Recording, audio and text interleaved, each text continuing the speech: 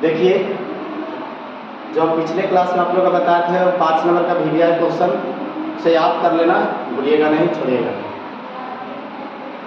आप लोग का क्वेश्चन ये बताए थे प्रीवियस क्लास में कि describe A level diagram of ovule in angiospermic plant seed. मतलब आप रीति बीज के पौधों में पाए जाने वाले बीजाणु का सचित्र वर्णन करें। विस्तार रूप से इसका वर्णन कर दिए थे। लेकिन आज का क्लास क्या है कि ओव्यूल कितने प्रकार के होते हैं एंजियोस्पर्मिक प्लांट के सीड में। तो ओव्यूल जो होते हैं मेनली रूप से 6 टाइप के होते हैं। 6 type.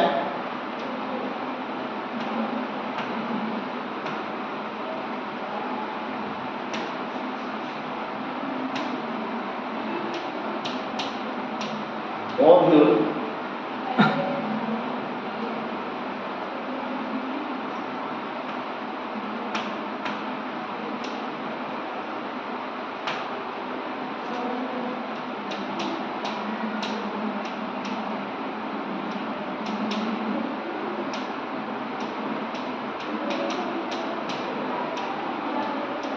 How many types of ovule? There are 6 types of ovule. Ovule जो होते हैं से 6 टाइप के होते हैं, 6 प्रकार के होते हैं। 6 कौन कौन होते हैं उसके बारे में जानेंगे। आर्ट्रोपस। आर्ट्रोपस का दूसरा नाम है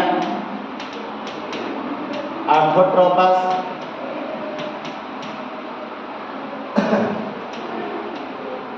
इस दूसरा होगा अनाट्रोपस। अनाट्रोपस। तीसरा हो जाएगा हेमिट्रोपस।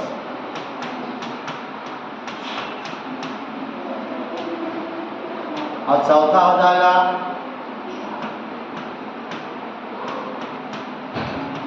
एम्फिलोट्रोपस।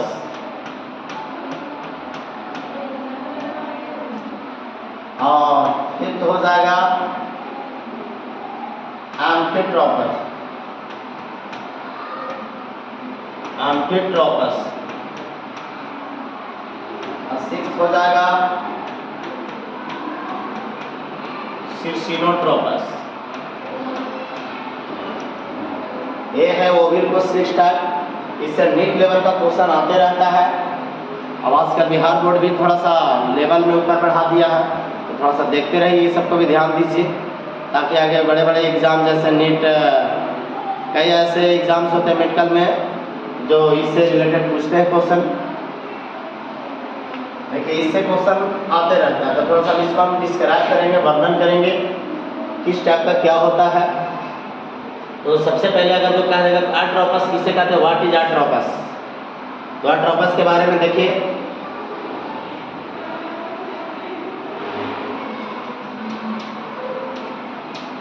आर्ट्रोपस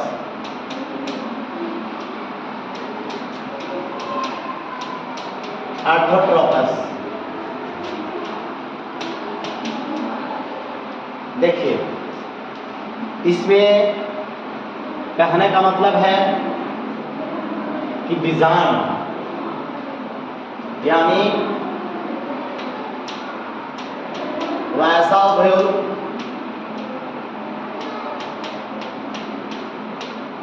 जिसमें माइक्रोपाइल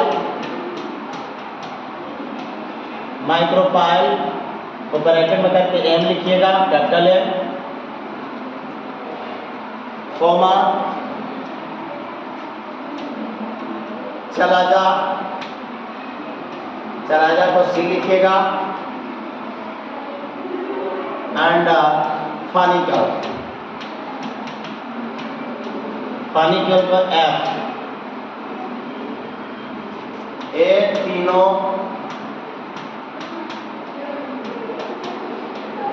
एक ही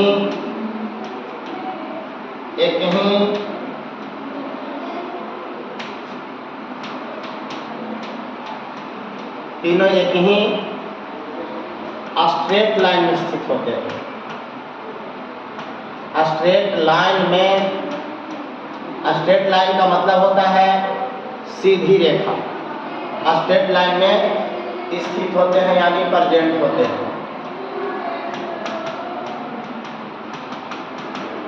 उसे क्या कहेंगे? आर्ट्रोपस या ऑर्थोट्रोपस कहेंगे।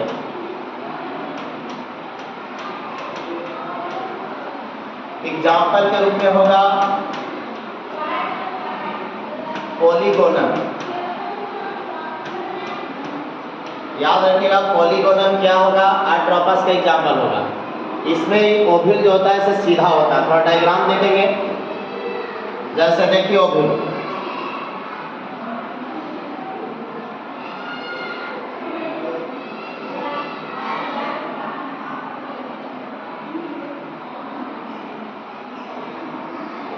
ये ओव्यूल है, इसको कहेंगे एम।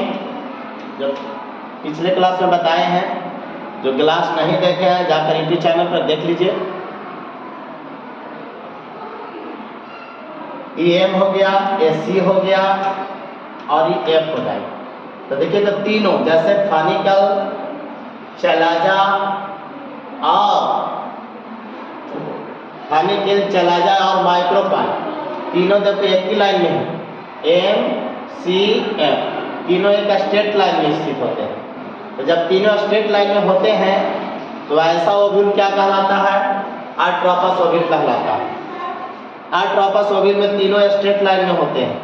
माइक्रोपाइल, चलाजा और फानिकल तीनों स्ट्रेट लाइन में होते हैं। अच्छा, इसके बीच में क्या है? एक ओव्यूल है, एम्ब्रायोसेक है। इसी को हम लोग एम्ब्रायोसेक कहते हैं।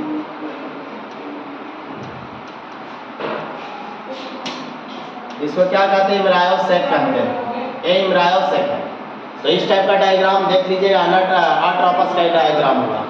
दूसरा डायग्राम आप लोग का दूसरा वाला बताने जा रहे हैं। दूसरा क्या है? देखिए, अनाट्रोपस। What is अनाट्रोपस? अनाट्रोपस के बारे में हम जानेंगे।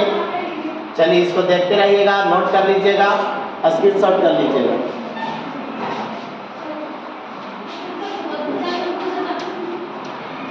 दूसरा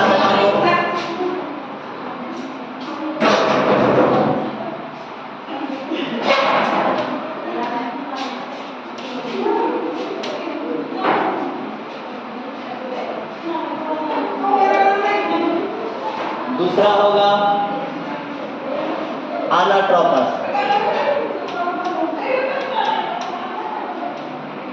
अनाट्रोपस क्या है?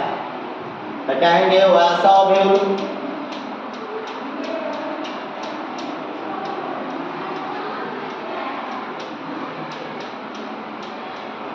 जिसमें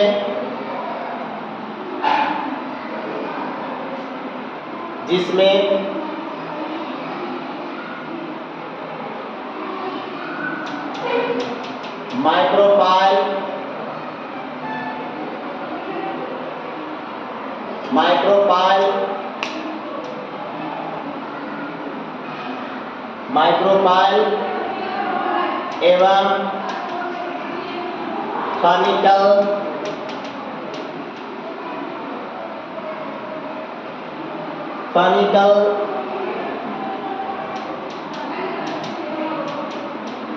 एक दूसरे के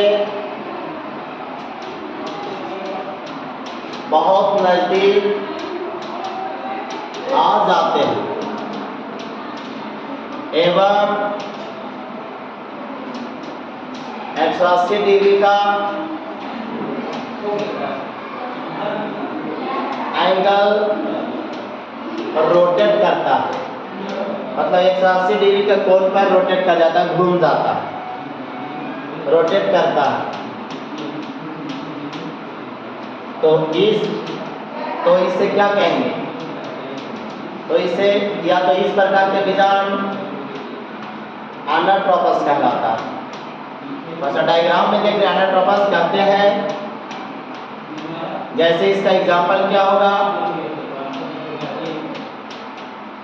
एग्जाम्पल के रूप में आ जाएगा कैस्टर फैमिली में। अगर जो देखा जाए तो बीजांड जो होते ओव्यूल जो होते हैं अनाट्रोपस टाइप का होते हैं। तो याद रखिए 180 डिग्री जैसा ही रोटेट करेगा ओव्यूल का तो अनाट्रोपस कहलाता है, और फनिकल जो है से माइक्रोपाइल की नज़दीक में आ जाते हैं और चलाजा डिस्टेंस में चले जाते हैं। ये कौन सी फैमिली में अनाट्रोपस बीजांड होगा? ऐसा 180 डिग्री के कोण पर रोटेट करेगा। कौन सा फैमिली में? याद रखिएगा है ना, अनाट्रोपस के बीजांड में कितना डिग्री पर रोटेट कर रहा है? 180 डिग्री के कोण पर रोटेट कर रहा है। तो किसमें करेगा? कौन सी फैमिली में? तो क्लस्टर में। इस टाइप का डायग्राम आप लोग देखते रहिए ना। अब डायग्राम देखिए कैसा होता है। मान लेना कि 180 डिग्री पर रोटेट किए, ये इमरायोसेफ है बीच में जो इस टाइप का कर रहा हूँ, इमरायोसेफ। ये भी 5 नंबर का क्वेश्चन आता है बोर्ड टाइप में, और उसी से ऑब्जेक्टिव बनता है। जब 5 नंबर टाइप में क्लियर हो गया तो उससे ऑब्जेक्टिव भी आसान हो जाएगा। लेकिन यदि उस टाइप का याद नहीं रहेगा तो ऑब्जेक्टिव कितना याद करोगे? तो सबसे पहले होता है थ्योरी को समझना। थ्योरी समझ गया, डायग्राम समझ गया तो कुछ नहीं है।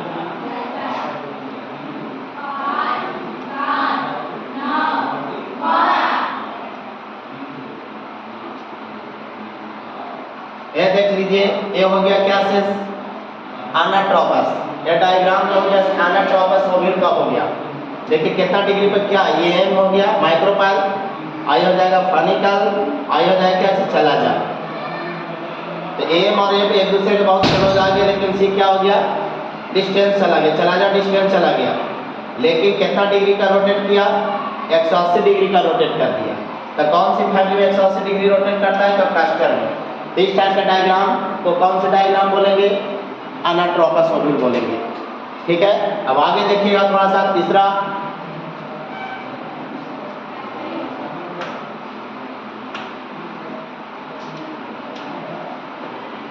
तीसरा है बाबू हेमिट्रोपस।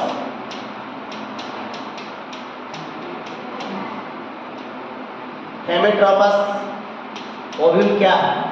तो क्या बोलेंगे? बोलिए तो।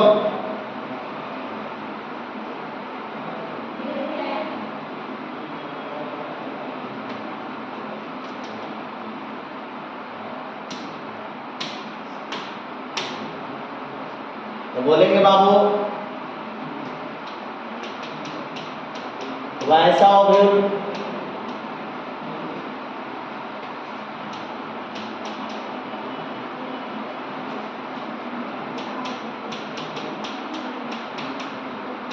जो माइक्रोपाइल और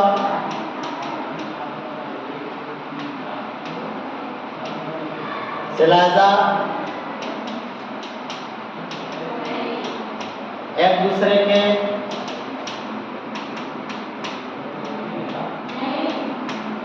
बहुत नजदीक होते हैं और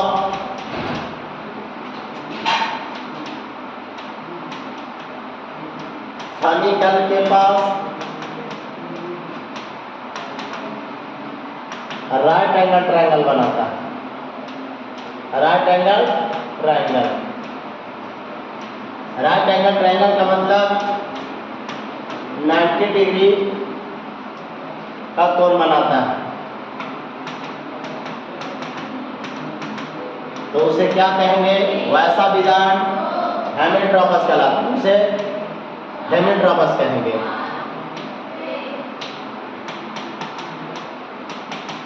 हेमिट्रोपस कहेंगे। ठीक है, याद रखिए, बोला जाएगा हेमिट्रोपस किसे कहते हैं? हेमिट्रोपस कैसा बीजांड होते हैं?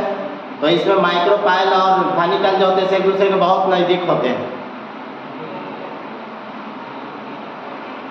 और फनिकल के पास 90 डिग्री का यानी एक समकोण बनाता है, राइट एंगल ट्रायंगल बनाता है। तो इस प्रकार के बीजांड क्या कहलाता है? हेमिट्रोपस कहलाएगा। हेमिट्रोपस एग्जाम्पल के रूप में क्या होगा?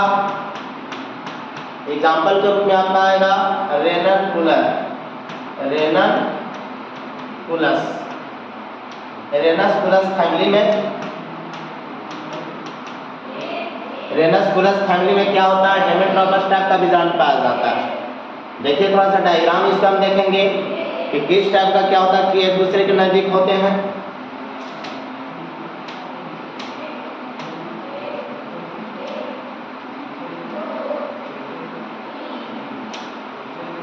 देखिए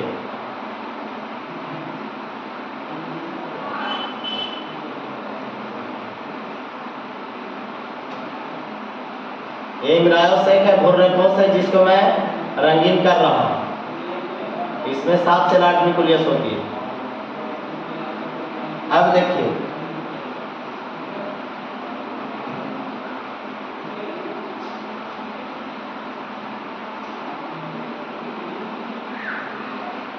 देख लिया। अच्छा, इसमें एक और भी बात होगी, एक दूसरे के नजदीक होते हैं, लेकिन थोड़ा सा इसमें और भी आएगा।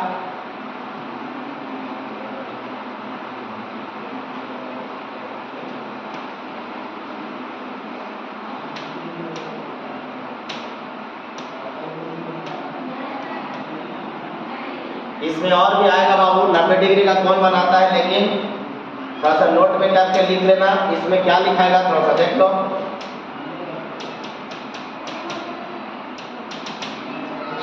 कि माइक्रोपाइल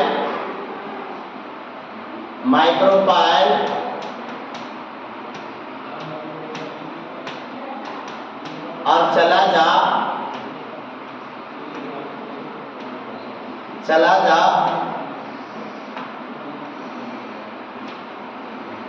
एक हॉरिजॉन्टल लाइन में होता है, एक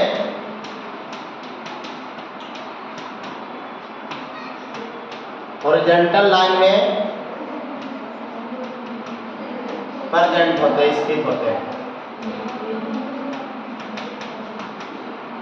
ये वाला पॉइंट थोड़ा छूट गया था इसमें, तो नोट में करके लिखा दिए। देखिए माइक्रोपाइल और चैलाइजा एक हॉरिजॉन्टल लाइन में स्थित होता है। तो देखिए कहाँ पर है, क्या है, थोड़ा सा हम देख लेते हैं।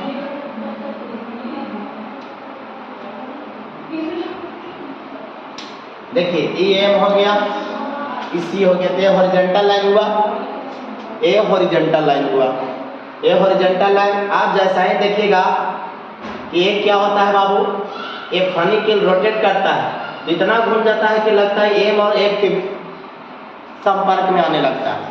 लेकिन जैसा ही संपर्क में नहीं आता है, लेकिन इसके बीच में है ना, इसके पास फनी किल के पास 90 डिग्री का कोण बन जाता है। कितने डिग्री का कोण बन जाता है? 90 डिग्री का कोण बन जाता है, 90 डिग्री। तो वही हम लिखाए हैं, देखिए क्या लिखा है, वैसा ऑब्जेक्ट जो माइक्रोपाइल और चला जाए एक दूसरे के, है ना, एक दूसरे के बहुत नजदीक होते ही हैं और फनी किल के पास राइट एंगल ट्रायंगल कोण बनाता है ना। तो ऐसा डिजाइन क्या कहलाता है? हेमिट्रोपस। लेकिन इसके साथ साथ क्या होता है कि माइक्रोपाइल और चैलाइजा एक हॉरिजॉन्टल लाइन में स्थित होता है। कौन सी लाइन में? एक हॉरिजॉन्टल लाइन में स्थित होता है। ठीक है, तो इस टाइप के ओव्यूल को हम क्या बोलेंगे? हेमिट्रोपस बोलेंगे, याद रखिएगा। इस टाइप का डायग्राम ड्रा कर लीजिएगा। जब इस टाइप का डायग्राम दे दे नीट में, बहुत सारे दिया हुआ रहे, तो सब आपको डायग्राम को पहचानना होगा कि कौन अनट्रोपस है, कौन आट्रोपस है, कौन हेमिट्रोपस है। अगला देखिएगा थोड़ा,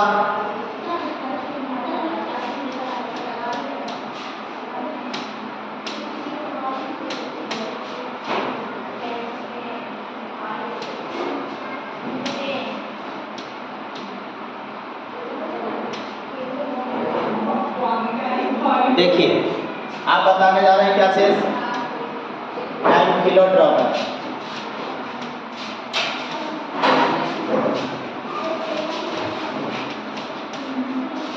एम्फिलोट्रोपस किसे कहते हैं? तो एम्फिलोट्रोपस के बारे में हम लोग जानेंगे।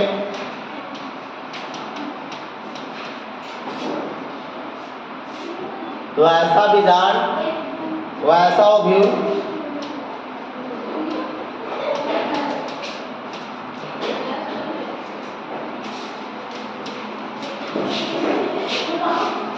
जो फनिकल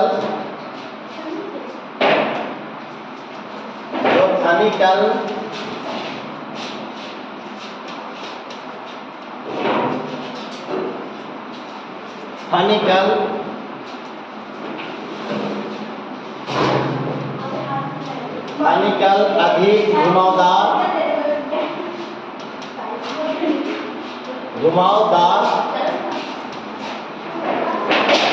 होकर ओव्यूल का लगभग भाग आसपास करता है, यानी छूता है। लगभग भाग को छूता है, उसे क्या बोलेंगे? कैम्फिलोट्रोपस।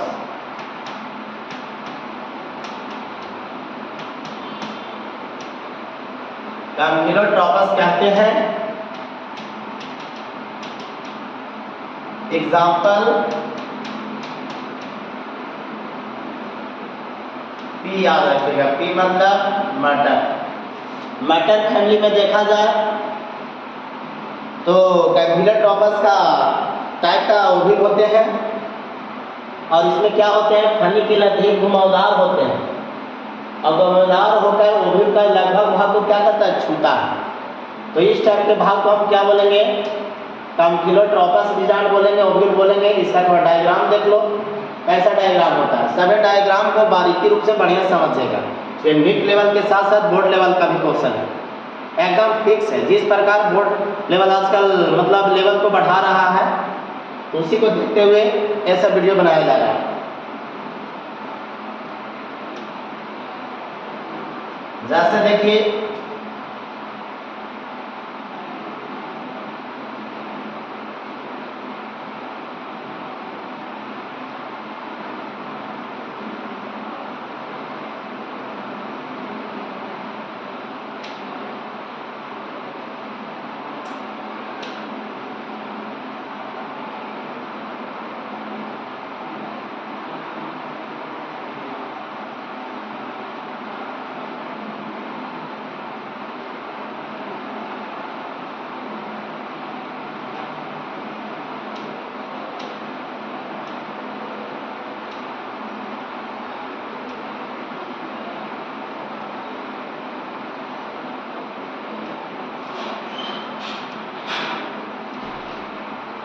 ये हो गया, याद रखिएगा।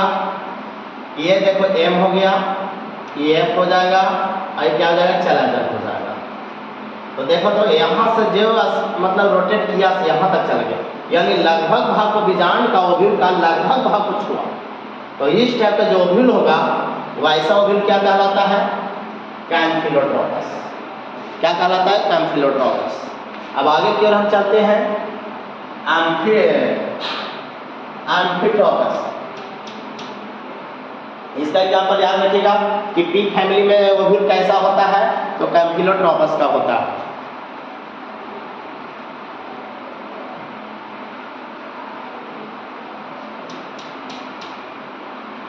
अब एम्फिट्रोपस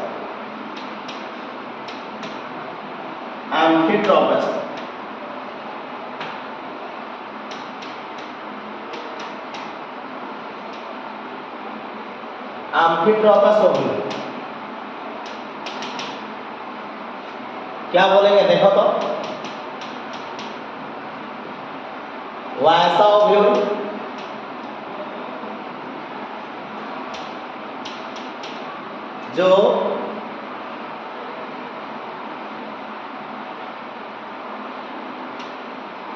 जो माइक्रोपाइल और चला जा, माइक्रोपाइल और फनिकल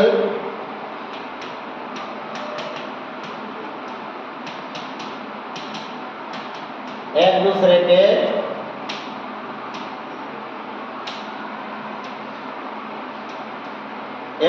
के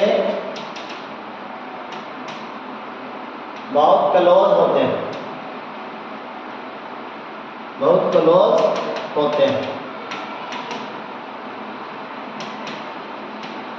एवं ओव्यूल के अंदर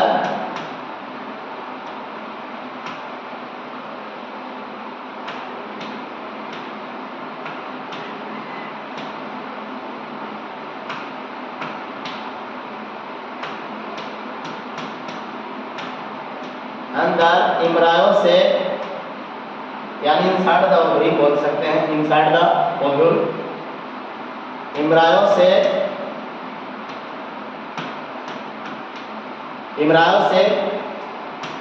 किसे, याद रखिएगा ये वाला नीट में पूछा हुआ क्वेश्चन है। इम्ब्रायो से किसे हॉर्सशू शेप्ड हो जाती है, हॉर्सशू शेप्ड हो जाती है, उसे एम्फिलोट्रोपस कहते हैं, एम्फिट्रोपस कहते हैं।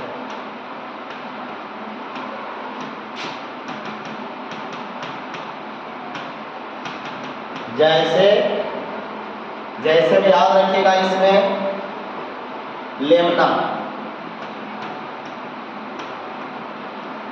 बोलेंगे, लेमना किसका एग्जाम्पल है? एम्फिलोट्रोपस का।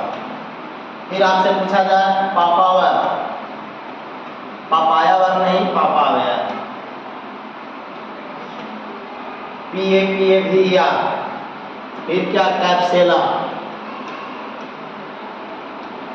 ये सब एग्जाम्पल एम्फिट्रोपस का। बोले कौन सी ओव्यूल की आकृति हॉर्सशू शेप्ड हो जाती है? बोलिए आप सब लोग। तो क्या? हाँ, हॉर्सशू शेप्ड हो जाती है एम्फिलोट्रोपस का। यानी एम्फिट्रोपस का जो ओव्यूल होते हैं उसकी आकृति जो इम्ब्रायो शेप का किसके टाइप हो जाता है? हॉर्सशू शेप हो जाती है।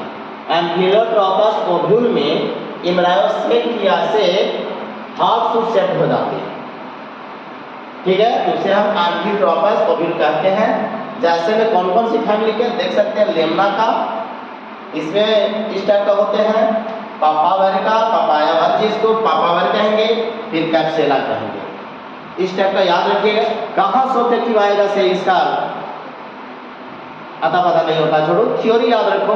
थ्योरी कंप्लीट है, सारे कंप्लीट हो जाएगा, फिर एकदम भर के रिजल्ट अच्छा आएगा। अब आगे क्यों चलते हैं, देखिए थोड़ा सा डायग्राम इसका बनाता हूं।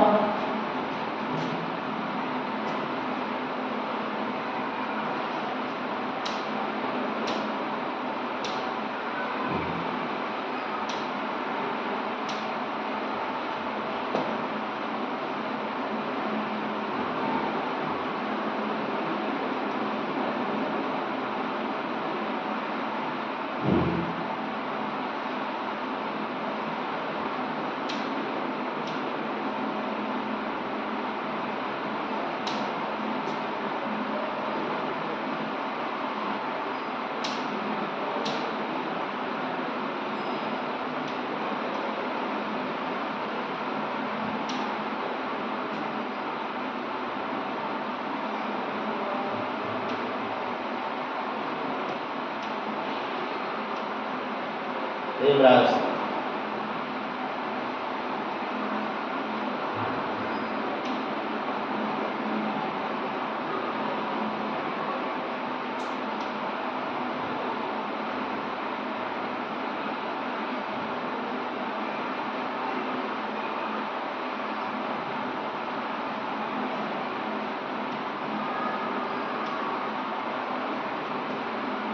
देखिए इसकी आकृति इम्ब्रायो, देखो तो इम्ब्रायो की आकृति कैसी है? से तो हॉर्सशू यानी हॉर्सशू से यानी घोड़े के जो नाल जो होते हैं, जूता होते हैं, उस टाइप का। देखिएगा थोड़ा, देखिएगा, देखो। और इसका भी थोड़ा सा रोटेट किया हुआ है। तो इस टाइप का जो इसको देखो, इसको M बोलेंगे, इसको M बोलेंगे, इसको C बोलेंगे। तो इस टाइप के जो आकृति होते हैं वो किसका होता है? एम्फिट्रोपस ओव्यूल का होता है। ठीक है, देखो इसका डायग्राम कैसा है। अब आगे जब चलते हैं 6 पॉइंट में,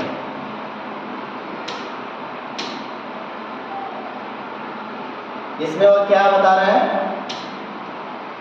6 पॉइंट में क्या बता रहे हैं? देख लो इधर, सिरसिनोट्रोपस, सिरसिनोट्रोपस ओव्यूल। सिरसिनोट्रोपस ओव्यूल कैसे होते हैं इसके बारे में जानेंगे।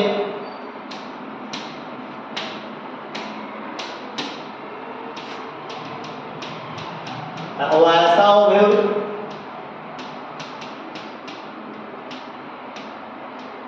जिसमें फनिकल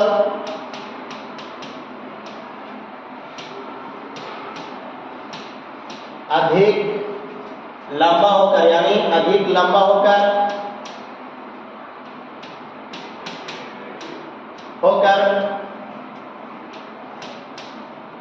ओव्यूल को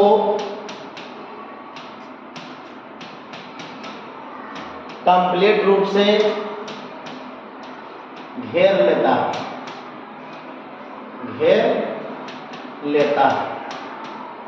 किस रूप से घेर लेता है? संपूर्ण रूप से, कंप्लीट रूप से घेर लेता है। उसे क्या बोलेंगे? सिरसिनोट्रोपस बोलेंगे। सिरसिनो, तो उस टाइप के बीजाणु को सिरसिनोट्रोपस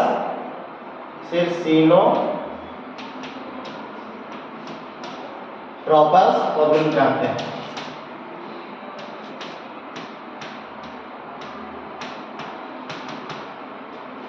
जैसे में देखिए, जैसे में कैक्टस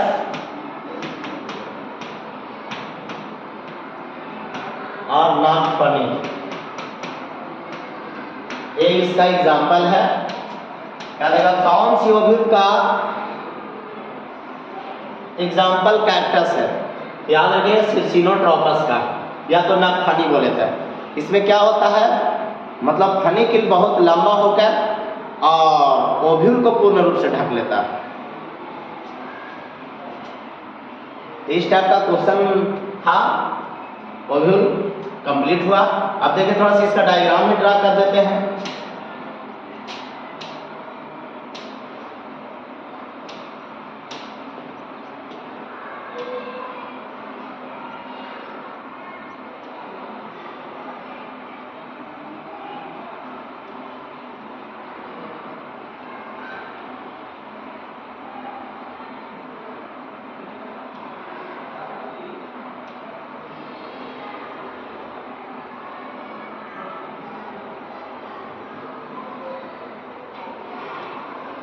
देख लिया? ये देख लो, इसको कहेंगे M, इसको कहेंगे C और इसको कहेंगे F।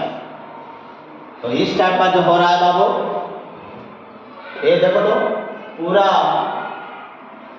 ये पूरा ओव्यूल को ही घेर लिया। देखो यहाँ से फनिकल स्टार्ट होता है और देखो संपूर्ण ओव्यूल को कंप्लीट रूप से क्या कर लेता है? घेर लेता है।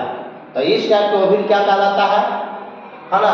सिरसिनोट्रोपस कहलाता है। इस टाइप का जो कंप्लीट रूप से जो घेर लेता है, उस टाइप का ओव्यूल को क्या कहते हैं? सिरसिनोट्रोपस। अब यहाँ तक ओव्यूल के विस्तार रूप से हम बारे में पढ़ लिए। अब इसका विस्तार रूप से वर्णन। अब देखिए आगे की ओर भी क्वेश्चन है। ओव्यूल का विस्तार रूप से पढ़ लिए कि ओव्यूल क्या है, ओव्यूल कहाँ बनती है। तो ओव्यूल जो आपका बनती है फूलों के ओवरी के अंदर बनती है। ओव्यूल का विस्तार रूप से वर्णन कर लिए। ओव्यूल टाइप्स कितने होते हैं उसके बारे में एक्सप्लेन कर लिए। अब बताने जा रहे हैं कि ओव्यूल के अंदर जो रचना था, ये वाला रचना, ये वाला भी क्वेश्चन 5 नंबर का क्वेश्चन आता है।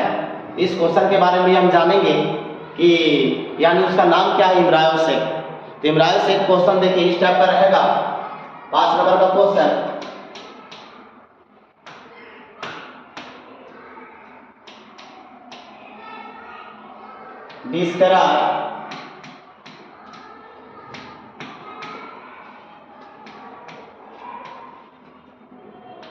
describe a level diagram of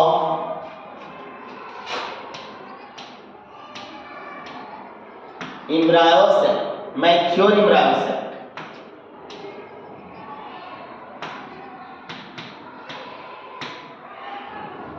mature embryo से इट मीन्स, इसका मतलब हुआ जब मैच्योर इम्ब्रायो सेक हो जाएगा तो उसमें 7 से 8 न्यूक्लियस हो जाते हैं। 7 cell and 8 nucleus. 8 nucleus, NUCLEUS, nucleus in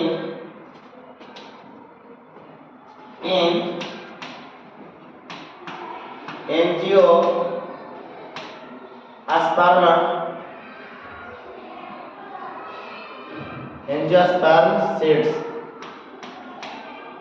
seeds बोल सकते हैं, प्लांट्स बोल सकते हैं।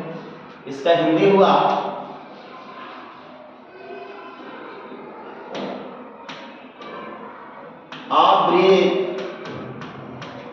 बीज में परिपक्व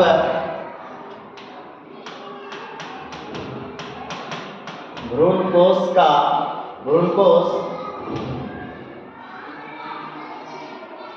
यानी 7 कोशिका और 8 केंद्रक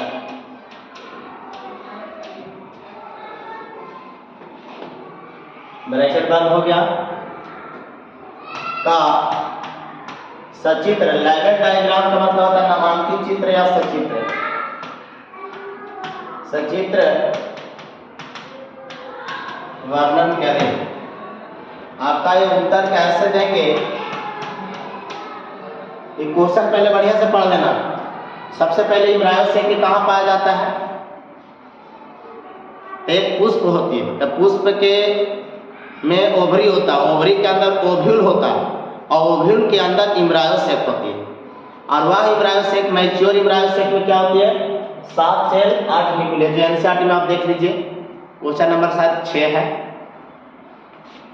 और ओव्यूल का डायग्राम जो इसके पहले जो बताएं विस्तार रूप से वर्णन, एनसीईआरटी का क्वेश्चन नंबर शायद 4 ही है। देख लो थोड़ा सा। अब देखिएगा इस टाइप का डायग्राम को हम कैसे वर्णन करें। डायग्राम क्वेश्चन कहा सचित्र वर्णन करें। आवृत्ति बीज में परिपक्व भ्रूणकोष यानी 7 से 8 न्यूक्लियस वाले, मतलब बीज को क्या करें, इम्ब्रायो भ्रूणकोष को क्या करें? सचित्र वर्णन करें। मतलब परिपक्व भ्रूणकोष का सचित्र वर्णन करें। कह रहा है कि परिपक्व भ्रूणकोष कैसी होती है, उसमें कैसा कैसा क्या होता है, तो उसके बारे में हम लोग जानेंगे। तो देख लो थोड़ा।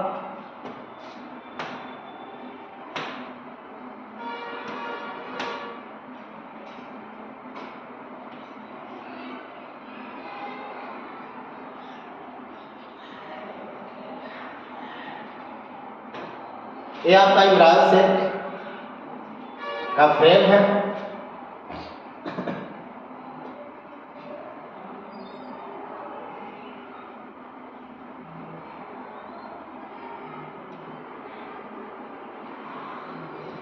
ध्यान से देखिए क्वेश्चन क्या कहता है और क्वेश्चन के अनुसार हम इसको मिलाएंगे। ठीक है, एग्जाम में जाने के बाद बच्चे लोग जानते पर में अगबा कहा जाता है, अगबा कहा कर नहीं देना आंसर, एकदम स्थायी माइंड से देना। क्वेश्चन क्या कह रहा, क्वेश्चन को बढ़िया से समझेंगे और उसके आंसर की ओर चल देंगे। यहाँ एक क्वेश्चन के आंसर इस टाइप का होगा। देखिए इस टाइप हो गया।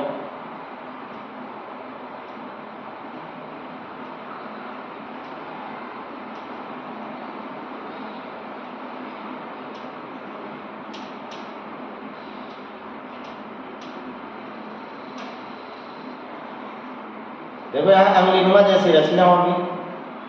डायग्राम देखो, ये सभी डायग्राम दे देता है, पर सामने कहेगा किसका क्या क्या कौन सी नाम होती है। तो डायग्राम बढ़िया से याद रहेगा तो बाबू क्रैक कर दोगे एकदम। नीट हो चाहे पीएट हो, चाहे सीबीएसई बोर्ड हो, चाहे आईसीएसई बोर्ड हो।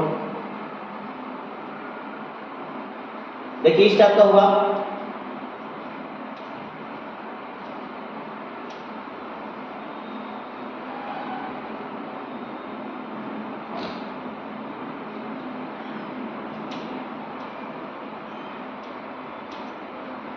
देखिए यही डायग्राम रहेगा आपका, और यही डायग्राम को हम एक्सप्लेन करेंगे। कैसे करेंगे थोड़ा देखिए। देखिए ए वाला इन को हम लोग सबसे पहले कहेंगे, ए वाला जो इन को बोलेंगे चलाइजर इन, और ये बोलेंगे माइक्रोपाइलिन। ये वाला छोड़ जो उधर वाला चलाइजर इन बोलेंगे।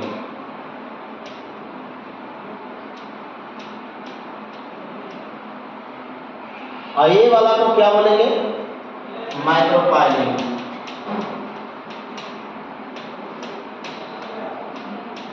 माइक्रोपाइलिन दूसरा कलर से करते हैं।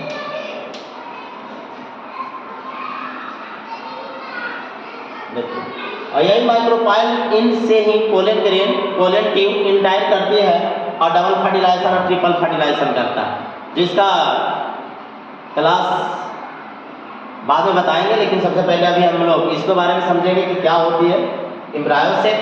एम्ब्रायो सेक के ही अंदर डबल फर्टिलाइजेशन और ट्रिपल फर्टिलाइजेशन होता है, यानी दोहरा निषेचन और तिर्यक निषेचन, और उसी के कारण क्या बनती है, एंडोस्पर्म बनता है भ्रूणकोश।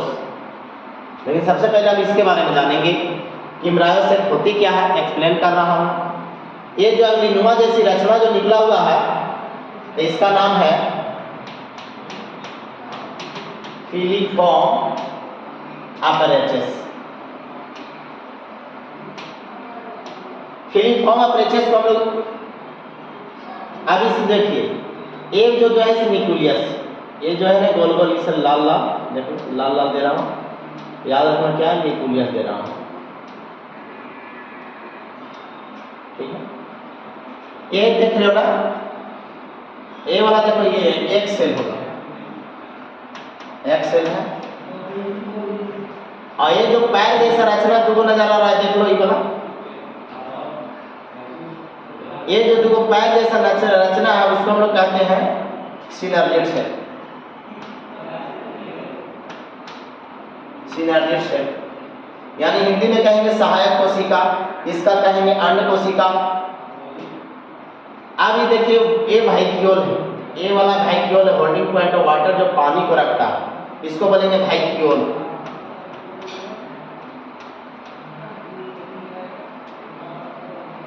तो यहाँ पर ये रचना समझ में आ गया कि जो दो स्लीपर जैसा लग रहा है, चप्पल की जैसा, उसको हम कहेंगे सिनर्जिड सेल। उसके अंदर दो गो अंड कोशिका, इसको भी अंड सेल बोलेंगे, अंड कोशिका। यहाँ भी अंड कोशिका है, तो देखो इसका एक सेल बोल दिए। और यहाँ चप्पल की जैसी रचना है इस टाइप का, तो इसको बोल रहे हैं क्या, जो फिलीफॉर्म अपरेचस। आप देखिए जो बीच में रचना जो दिख रहा है, ये जो ये वाला खाली स्थान है पूरा, इसको कहते हैं सेंट्रल सेल। इसको क्या नाम देंगे, सेंट्रल सेल। सेंट्रल सेल का हिंदी होता है केंद्रीय कोशिका। अब ये जो दो जो जुड़वा भाई टाइप का दिख रहा है ना, यहाँ दो केंद्रक वाला सेल है, इसलिए इस सेल का नाम, इस कोशिका का नाम, इस केंद्रक का नाम टू पोलर न्यूक्लियाई नाम रखते हैं। टू पोलर न्यूक्लियाई या secondary nucleus, two polar nuclei. Two polar nuclei का एक और नाम होता है इसका सेकेंडरी सेल बोलते हैं, secondary cell, SECONDARY, secondary cells. अब बात करता हूँ क्या चाहिए, तो हो गया माइक्रोपाइल दिशा की ओर। अब हम चलाइजल इंड की ओर देखते हैं कि इधर की ओर क्या पाया जाता है। तो इधर देखिए तीन कोशिकाओं का एक समूह, देखिए 1 2 3, तो इसका नाम है एंटीपोडल सेल।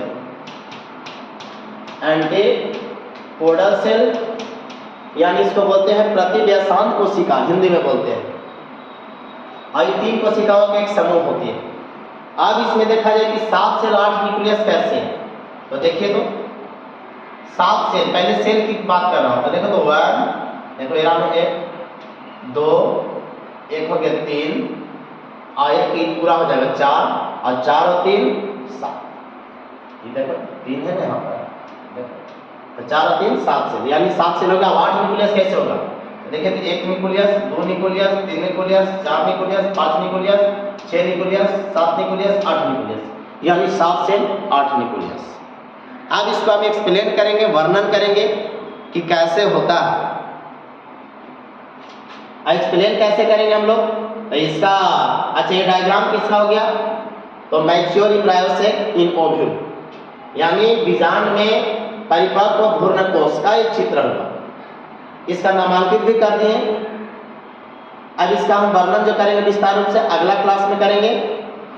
फिर मिलते हैं अगला एपिसोड में, तब तक आप लोग बने रहिए।